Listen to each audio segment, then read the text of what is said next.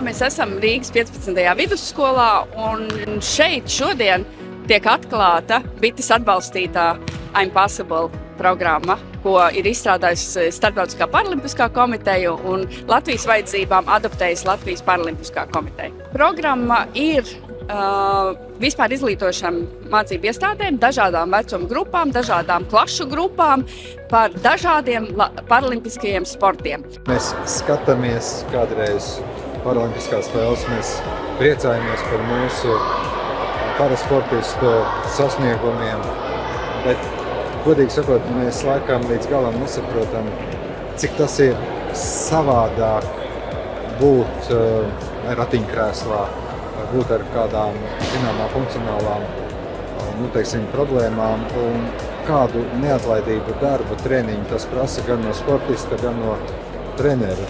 Mūsu mērķis ir, lai ikviena skola, neatkarīgi no tā, vai tajā ir kāds bērns ar invaliditāti vai nav, varētu šos paralimpiskos sporta veidus izmēģināt savās sporta stundās, lai varētu runāt par šo kustību klases audzināšanas stundās un lai kopumā mēs kļūtu pieņemošāki, iekļaujošāki sabiedrību un lai mēs priecātos par to, ka mēs esam dažādi.